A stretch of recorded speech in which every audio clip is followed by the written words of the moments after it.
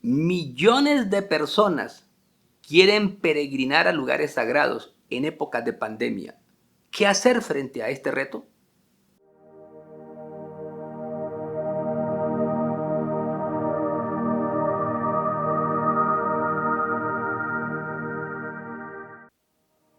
Soy Julián Arturo Zapata, imán y analista internacional. Bienvenidos al canal Islam 360 grados. Nuestro tema de hoy: los retos que plantea para la humanidad el que millones de peregrinos quieran visitar lugares sagrados en épocas de pandemia. ¿Qué hacer frente a estas realidades inminentes? Lo primero que tenemos que analizar es que la humanidad siempre ha necesitado de peregrinaciones. El peregrino es un exiliado, un hombre que busca la espiritualidad, que busca encontrarse con sus maestros, con sus santos, con sus guías espirituales. Y estos lugares mueven millones de personas y crean una experiencia única para la historia de los pueblos, para las sociedades y para los individuos. Es así que peregrinar, por ejemplo, a Palestina, a los lugares bíblicos, es extraordinario. A Belén, a Jericó, a Nazaret.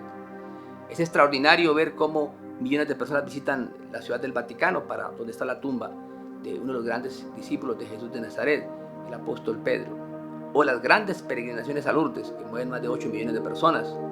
O las grandes peregrinaciones a Fátima en Portugal, que no solamente la visitan los católicos, sino los musulmanes también y gente de otras tradiciones espirituales.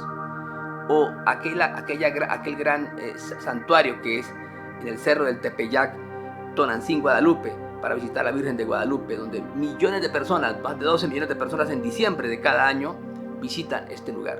No solamente los católicos, cristianos, sino también gente de diferentes pueblos y tradiciones ancestrales. O también los grandes lugares del Islam, de la civilización islámica, la ciudad de la Meca, el epicentro y polo espiritual de los musulmanes, la réplica del templo cósmico, donde todos nos dirigimos en oración y donde al menos una vez en la vida queremos los musulmanes llegar y visitar también la ciudad de Medina, donde está el santuario y el mausoleo del profeta Mahoma, o esos grandes santuarios y mausoleos del Islam en la Mesopotamia, en Najaf, donde está la tumba del santuario del imam Ali y la tumba de Adán y Noé en el mismo lugar, o aquellos grandes santuarios del imam Hussein también en Irak, en la Mesopotamia, y también de los profetas bíblicos, donde está Jeremías, o también, por supuesto, en la Mesopotamia, ya en la zona de Irán, la ciudad de Chush de Susa, la ciudad bíblica, donde está la tumba del profeta Daniel, que como cofundador del diálogo interreligioso en Colombia y del diálogo entre civilizaciones, de las cosas que más me han maravillado, donde están cristianos, judíos y musulmanes visitando la tumba del profeta Daniel, una experiencia única. O también los grandes santuarios que podemos encontrar en países como Persia, en Irán, del imán Reza, o también del profeta Habacuc, también en Persia. Y una civilización maravillosa, el budismo, Lumbini, donde nació el profeta Buda, en Nepal, o Bodh Gaya, donde recibió la revelación, que es otro lugar extraordinario, o Sarnath, o también Kuchinagar, donde partió al mundo espiritual Buda. Son lugares extraordinarios y uno que rompe todos los récords en el famoso festival del Kumbh Mela, que se celebra cada 12 años y durante 4 años se celebra 3 veces en diferentes lugares en los ríos Ganges, Yamuna y Sarasvati, un río mítico, espiritual increíble, donde se calcula que entre 70, 50 millones de personas visitan estos lugares. Increíble, una cosa que rompe toda lógica para una logística que se quiera realizar. Entonces nos preguntamos siempre, no puedo dejar de mencionar también los lugares de los pueblos ancestrales, por supuesto, ¿no? El mencionar Chichén Itzá, ¿sí?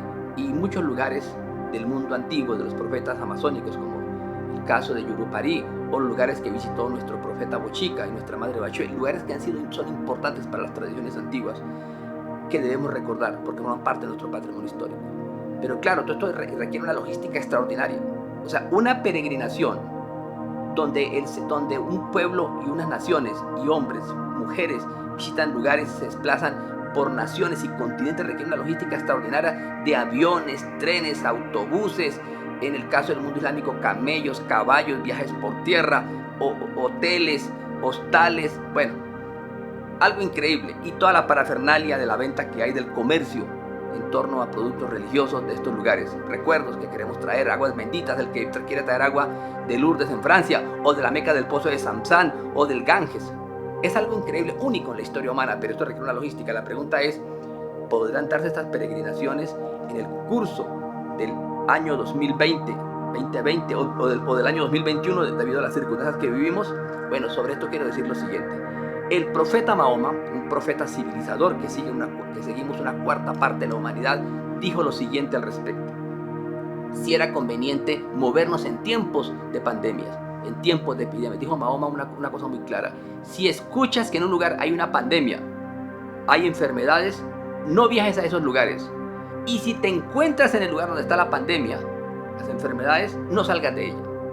Lo dijo Mahoma hace 14 siglos. Mahoma no era virólogo, pero era un gran profeta y maestro civilizador y entendió que la humanidad lucha con grandes retos. Pero también dijo, una vez surge la enfermedad, también existe el remedio, o sea, eso nos da esperanzas. Y también dijo, si una persona está contagiada, no la reúnes con las personas sanas. Esto, por supuesto, nos plantea lo siguiente. Resulta que en el mundo musulmán hay quienes están insistiendo, y en otros lugares, de hacer la peregrinación de este año, que es más o menos sobre finales de julio, principios de agosto del 2020, la gran peregrinación mayor a la Meca.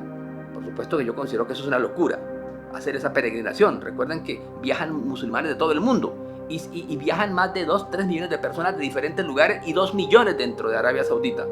Luego, hacer una peregrinación donde viajan gente de tantos continentes y tantos países en épocas de pandemia sería un error total, una locura. Pero tenemos un problema. El país anfitrión que organiza la peregrinación es Arabia Saudita, y ha tenido serios problemas económicos con el petróleo.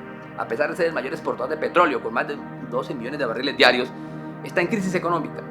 Y resulta que la peregrinación del Islam a la Meca y a Medina mueven miles de millones de dólares. Y el problema que hay es que esta peregrinación está administrada por una secta ideológica, que es el salafismo, donde realmente tiene muy poco en cuenta las tradiciones de la gran civilización islámica, o el canon de Avicena. Hay que recordar otro tema interesante de nuestra civilización. El primer maestro, el primer filósofo y médico que habló de una cuarentena se llamó Avicena, un maestro musulmán persa, iraní, quien en el siglo XI escribió una enciclopedia de 14 tomos de medicina. Bueno, en ellas habló de la cuarentena, una palabra de origen persa y árabe que está en nuestro vocabulario. Bueno, Avicena recomendó que debíamos reclinarnos, debíamos guardarnos en nuestras casas, es decir, debíamos confinarnos en nuestras casas cuando hay epidemias. Es decir, el responsable de estos confinamientos, sin lugar a dudas, es Avicena, un médico musulmán. Y ahora hablamos del alcohol para asearnos. Esto requiere, por supuesto, aseo, también un descubrimiento del mundo musulmán. Entonces, ¿qué hacer en épocas de pandemia? Si no podemos viajar y hemos sacrificado mucho y queremos guardar recuerdos y queremos irnos al otro mundo habiendo visitado lugares sagrados para nuestras tradiciones espirituales. Sin lugar a dudas, esto no se puede hacer, pero tenemos que sacrificar algo de lo que nosotros tenemos. Y eso es ayudando a los demás, ayudando a los necesitados. Nosotros queremos pedirle a los que quieren viajar y no pueden hacerlo, que ayuden a los pobres, a los necesitados, a sus familias, a su pueblo.